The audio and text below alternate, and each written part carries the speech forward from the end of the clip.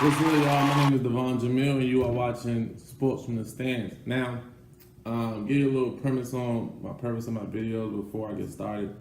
Number one, I'm a big sports fan, as most of us are, and I love to debate sports, talk about sports, just have healthy conversation about it. So, a couple years ago, I started writing about sports topics that was coming up and present, and I was posting them on my post, Sports from the Stand. So now I want to transition it because that takes a lot of time, and then everything's going video wise. So I figure why not get involved in it. Actually, I'm a high school teacher, and one of my students encouraged me to get back on. So I'm not gonna say her name, but thank you for the inspiration, and that's why I'm back at it with Sports from the Stand. So the draft is tonight, the NBA draft. And I'm excited for that. And I just kind of sat back and watched and kind of evaluated every team and feel like what I think they should do in the offseason. Now, I'm not going to sit here and tell you that I know all the prospects.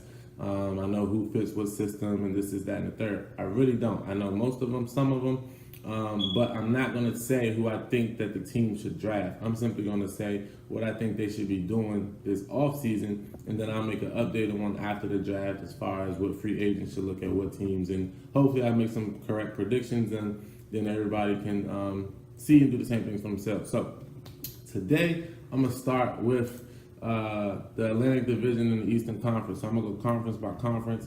Go ahead, the video is not too long. And then allow people to kind of see it and get some feedback on some more shorter videos and just along me talking the whole time. All right, so first we got the Toronto Raptors. All right, there's the number one seed in the East. Then we all know they got swept by LeBron. They don't have any draft picks because they had to trade their first round pick to get rid of that DeMar Carroll contract. Key free agent is the backup point guard, Fred VanVleet. And we just got to see what they're going to do. So I think it's time for them to break that team up, the core of the team. I think it's time for it to go. It's been about 3 or 4 years now with Lowry and DeRozan at the helm.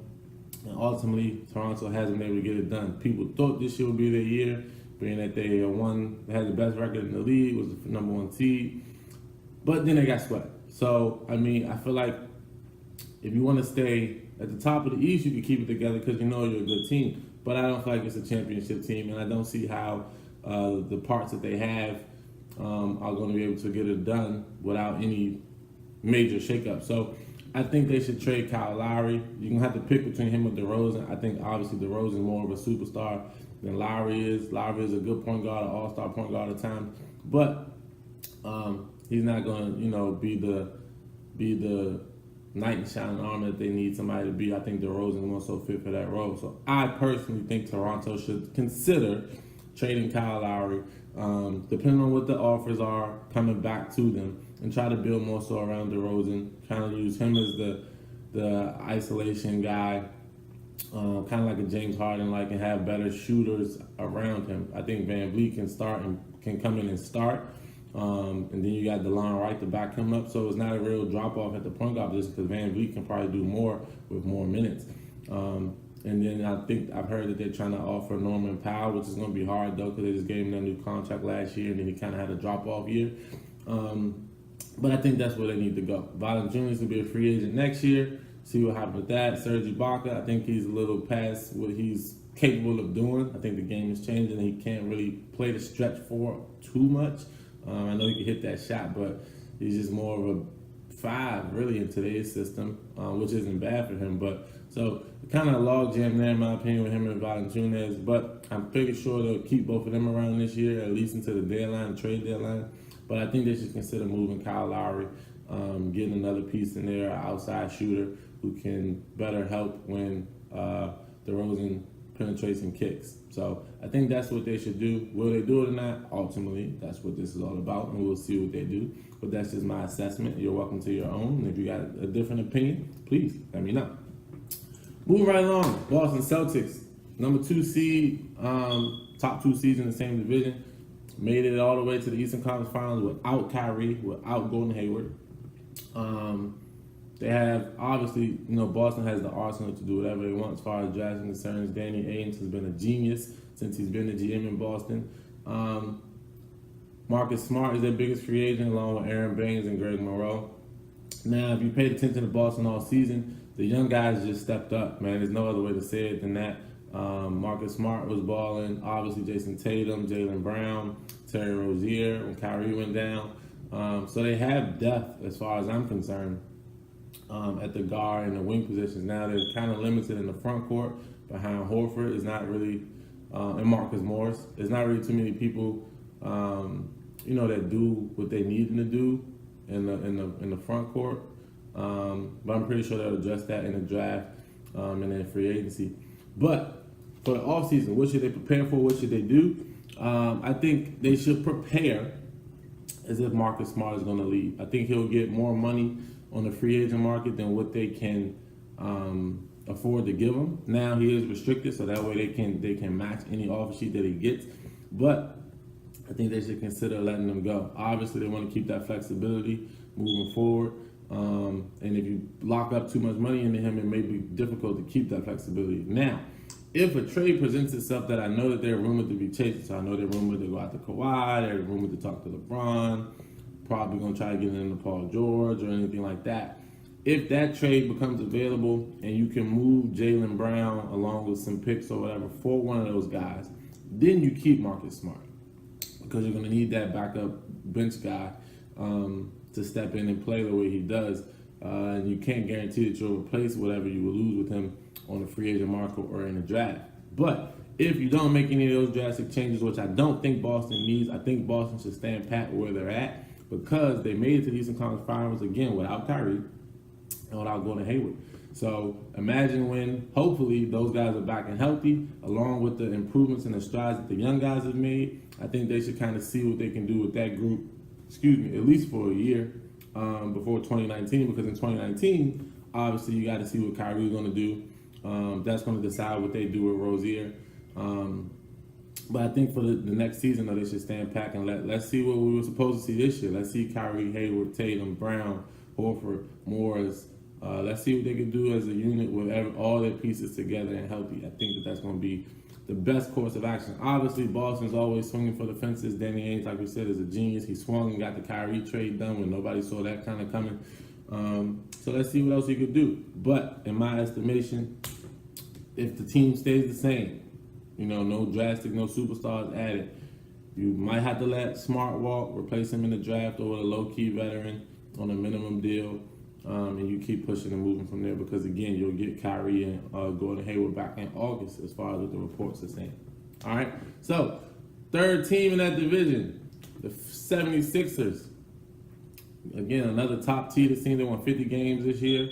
Obviously, had to part ways with Jerry Cangelo, for those who don't know, due to the whole Twitter scandal or whatever that his wife was a part of, blah, blah, blah, blah. So the GM is out, but the team is still intact. They got the number 10 pick. They got a lot of picks in this year's draft. So the way I'm counting it up, they got about 5 of them. They need shooting, and they need defensive versatility. The key free agents is J.J. Redick. Then you got T.J. McConnell, Bellinelli, Ilyasova, and Amir Johnson. Guys who kind of came in at the end, especially Ilyasova and Bellinelli, to try to help make that playoff push. Now, what should they do? You know what I mean? Like, outside of the draft, again, I don't know who they should draft. We'll just have to watch tonight and see what they do and then make a better assessment. But my assessment is keep trusting the process, man. Like, y'all won 50 games. Everybody was laughing at Philly a couple years ago because they were tanking and they were doing this, they were doing that.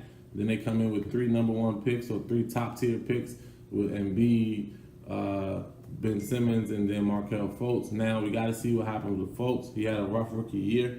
But, I think he should return to form next year with that shoulder or whatever issue kind of checked out. He'll be back to ball in the way we anticipated him doing, or at least give us something to see to really evaluate. I don't really think we can evaluate his rookie year because it really didn't amount to much due to the fact that he missed so much time due to injury. But keep trusting the process. I know they've been rumored to try to go after LeBron. I do not personally think that that's a good fit. Reason being, now, I understand that LeBron is the greatest player of our generation. No knocking it. I respect LeBron a lot. But it doesn't really fit to me with what they have. You know what I mean? Ben Simmons is the same mold of LeBron. Like, he's a tall guy. He plays the point. Like, he legit starts at point guard. LeBron dominates the ball as well. So and Ben Simmons is not a great outside shooter. So how does that fit the team. Ben Simmons doesn't, to me, mesh well with LeBron. Now, can he learn from LeBron? Of course. And he can transition that for the next years of his career when LeBron is kind of coming towards the end of his. But in the immediate run, when you just won 50 games, granted, you will figure it out probably, but I feel like there's a better fit than LeBron. So my thing I would suggest is go all in on the Kawhi trade, because if you go all in and you trade some picks or whatever, and maybe a player here or there to get Kawhi in the fold, and let's say he leaves in the year, for Philly, what do you actually lose? Nothing. You probably didn't trade something that can't be replaced, and you probably, I mean, obviously the picks might hurt you, but you get Kawhi for at least a year. You get him in there with Ben and B. You get to make a push in the East, and maybe he's sold on the progress that you make in that year. And then if he walks, you really didn't lose anything. I mean, you didn't, because as long as you don't mortgage the future on it, like you don't give up Fultz and Simmons for him, then you're fine, which I don't think they would do. So I think that they should really consider going in on that Kawhi trade. I think San Antonio will take the best offer regardless of where Kawhi wants to go, because they got to look out for them. And I think Philly will probably be one of the best fits for him outside of what his own personal desires may be. So me, that's just my assessment. Whether it happens or not, obviously, that's the nature of the business. We got to see what happens.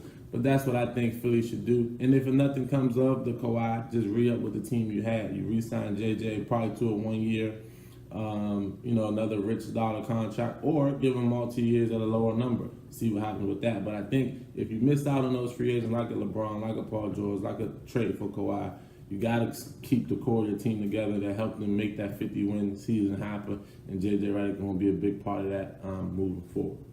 All right.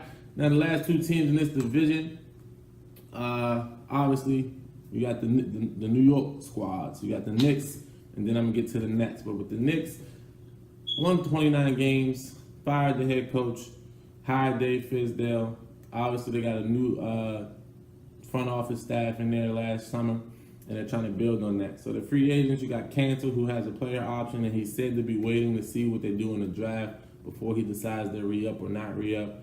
Kyle O'Quinn recently already declined his player option, so he'll be an unrestricted free agent. And then you got Mike Beasley, who I think is underestimated, not underrated so much, but underappreciated in today's league. Like, he can still ball, and I think we saw that this year in New York.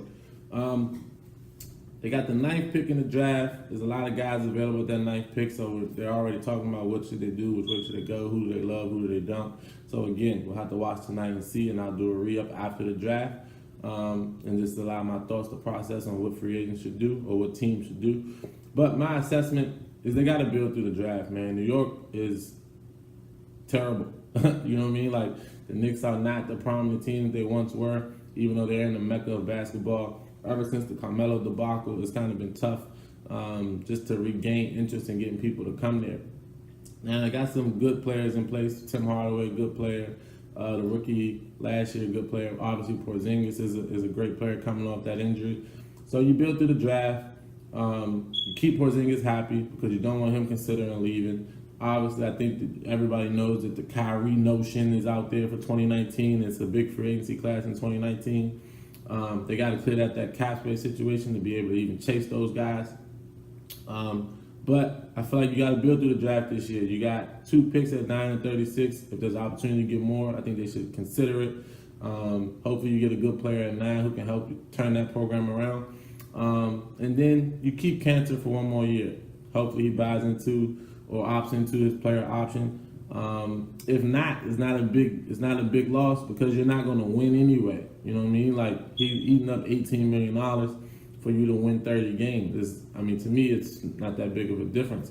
Obviously, you want to stay as competitive as possible in the NBA, but if you're not winning a championship, then, staying in the middle of the pack or the bottom of the pack ain't really helping you. So a player like Cantor, if he decides to opt out, let him opt out. And they'll even give them more cap space this year because Kyle O'Quinn has already opted out. So depending on how you want to go with it, it's a win-win. He opts in, you get another player for a year. It's an expiring contract next year, which will then give you a trade piece coming down the season. If you're not in contention, which they probably won't be, and somebody's in contention and want an expiring contract to kind of help them make their push, he'll give you another chip that you can use to trade in the season. So I think they should look into keeping him for that year. Hopefully he buys into or opts into the player option. And then next year, like I said, if it becomes situation where you could trade him for something, you do that. Or if you let him walk because you're chasing bigger names, you do that too. Lastly, in this division, you got the Nets, the Brooklyn Nets. Heard yesterday the big news that they traded for Dwight Howard. Obviously, Dwight isn't the Dwight from years ago when the Brooklyn won him in the first place. He's a different guy. The league is different. And now he's just a starting center in this league who can give you 12, maybe 15 points a night, double-digit rebounds, block shots, alley-oop dunks, so on and so forth. It's unfortunate that this is what Dwight's career has come to. I think he overplayed his hand, leaving L.A. Then obviously Houston, going to Houston with James Harden. That relationship just didn't really work. Went to Atlanta. They didn't want him. Went to got traded to Charlotte. They don't want him. Now he's in Brooklyn. Now, again, this is not about Dwight, but it's just kind of sad, man. That's what's going on with his career. But it is what it is. Brooklyn, good team, good young team, better than what people thought they were going to be last year. That's how the Cavaliers pick is 8 and not 1. People thought that automatically Brooklyn's going to suck and there's going to be the number 1 pick in the draft, but it wasn't. Brooklyn had a decent year. Kenny Atkinson and Sean Marks, the GM, the front office staff, has done a great job getting out of that cap situation that was so stupid and not having any draft picks due to the previous regime. And they're now starting to come out of it. And they're doing a great job of building some assets, getting assets in the fold while they do that, taking on a little bad contracts at times, but offsetting them too because they got rid of Mozgov contract just after they took it on and got D'Angelo Russell in that trade. So they're doing pretty good. Got some young assets to keep moving forward, keep rebuilding that program. So let all your free agents go, man. Like, that's all you got to do. Like, you just traded for Dwight. Jahlil Okafor is a free agent. You don't need to re-sign Jahlil Okafor, in my estimation. You got the young big that you drafted last year. I don't know the kid's name with the bush and all that, but you got him. You got Dwight. Where does Jahlil Okafor fit? I just don't see the need for it. Now, if it's going to be a cheap contract and you're just filling in roster spots, then you go ahead and keep him. You know what I'm saying? But as far as I'm concerned, he's a backup center in the league. I don't even see him as a starting center.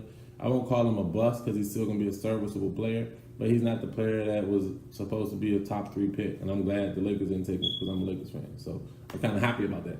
But you let him go. Like, it's Okafor, it's Stauskas, it's Joe Harris. There's nothing big there that you need to keep. Now, again, if you want to, because maybe they're good locker room guys, you know what I mean, maybe they fit the culture, because I think Joe Harris fits that bill, then fine. But if not, let them go. You got 3 picks, 29, 40, 45. Draft, keep them. Hopefully they play well. And then again, if there's ever a point to trade something or make some moves, you have young pieces that people want. At this point in Joe Harris's career, I feel as though he's just going to be a minimum guy to fill up the roster.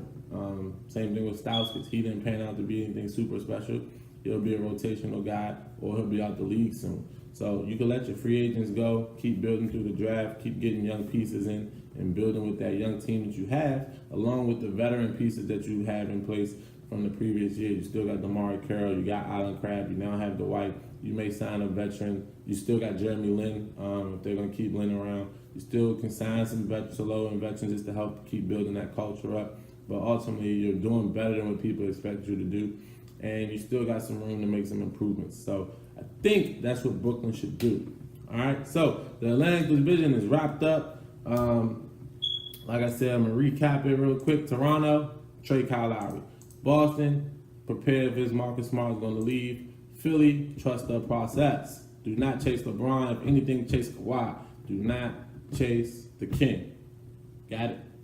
New York, build through the draft, man. You got Nicolini, or however you say his name, Porzingis. Add another piece in there. Put him with Tim Hardaway. Let's see what we can do next year in the free agency. In Brooklyn, keep doing what you're doing. You got D'Angelo. Let them free agents go and not let them special to hold on to. Bring your rookies in. Keep building. You got D'Angelo, LeVert, Hollis Jefferson, Dwight.